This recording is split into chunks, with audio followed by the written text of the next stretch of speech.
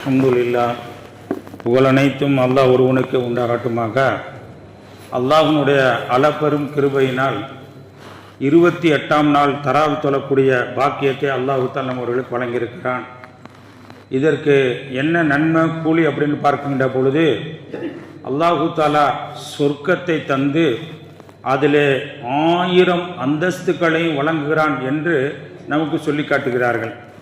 நம்ம பார்க்கின்ற பொழுது உலக வாழ்க்கையில் அல்லாஹு தஆலா சில நேரத்தில் கஷ்டத்தை கொடுப்பான், சில நேரத்தில் சோதனையை கொடுப்பான், இன்பத்தை கொடுப்பான், மகிழ்ச்சியை கொடுப்பான், இப்படி கொடுப்பான். கொடுக்குறப்ப அல்லாஹ் நினைக்கிறானா, இவன் யாரின் பக்கம் சாயிறான். ஒரு கஷ்டத்தை கொடுத்து ஒரு சோதனையை கொடுத்து இவன் யாரின் பக்கம் சாயிறான். சோதனை வந்துருச்சா யார்கிட்ட டாக்டர்கிட்ட போகலாமா? எப்படிங்க? ஒரு கஷ்டம் வந்துருச்சா இந்த கஷ்டத்தை யார்கிட்ட போய் முறையிடுறது, இப்படி நினைக்கிறானா அல்லது எண்ணின் பக்கம் முறையிடுகிறானா? அல்லாஹ் சொல்லி காட்டுகிறான், யஅலமில்லாஹுல்லதீன ஆமனு மின்கும்.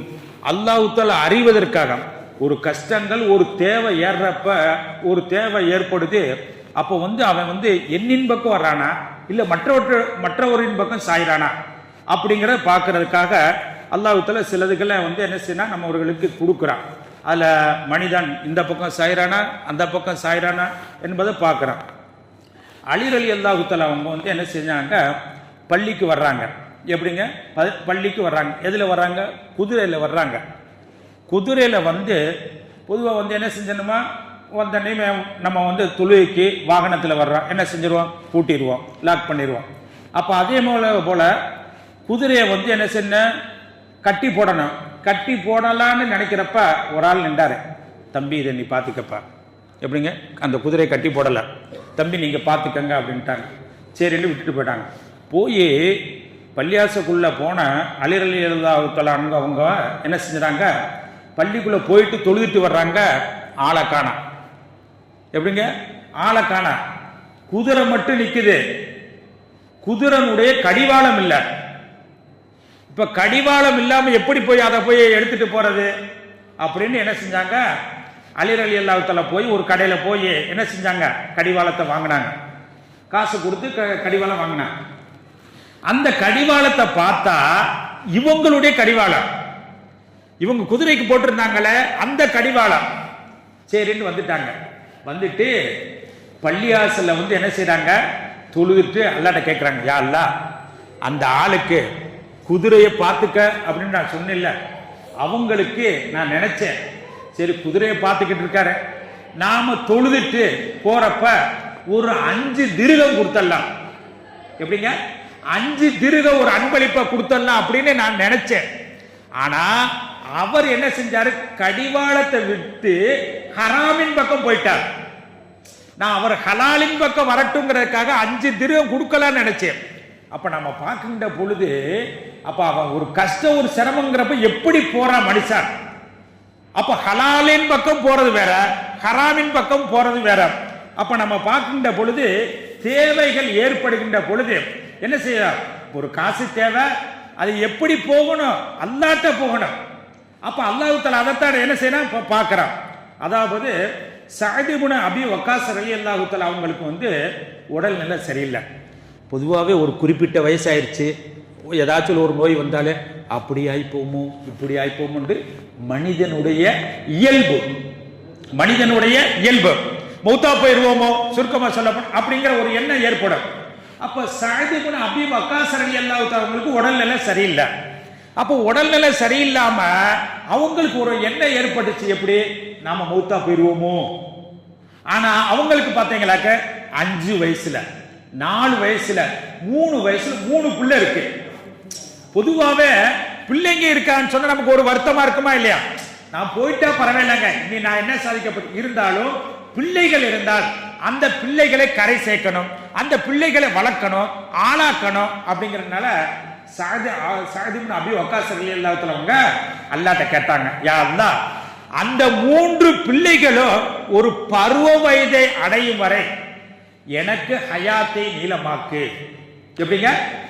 என்னன்னு பாருங்க, தனக்கு கஷ்டம் ஏற்பட்டாலும் எங்க கேட்கிறாங்க, நாம நீண்ட நாள் வாழ்வதற்கு என்ன, அதாவது என்ன சாப்பிடலாம், ஹெல்த்தானது சாப்பிடலாமா, இல்ல டாக்டர்கிட்ட போலாமா அப்படிங்களாம அல்லாஹ்ட்ட கேட்கிறாங்க. யா அல்லாஹ், இந்த 3 பிள்ளைகளும் பருவ வயது அடையுது வரைக்கும் எனக்கு ஹயாத்தை நீளமாக்கு. நம்ம பார்க்கிறோம். அதற்கு பின்பு சஅத் இப்னு அபீ வக்காஸ் ரலியல்லாஹு தஆலா அவங்க 20 வருஷம் ஹயாத்தோட இருந்தாங்களாம்.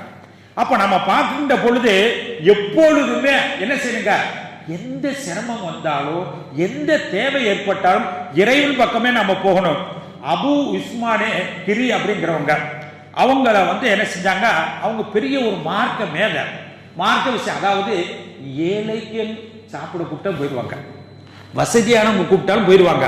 பொதுவா சில பேர் பார்த்தீங்கன்னாக்க அழைத்தா பதில் கொடுக்கிற வாஜிப். அப்ப அந்த ரீதியில பார்த்தீங்கன்னாக்க இவங்க மார்க்க நல்ல விஷயதாரி. இப்ப இவங்களை ஒரு ஏழை என்ன அழைப்பு கொடுக்குறாங்க.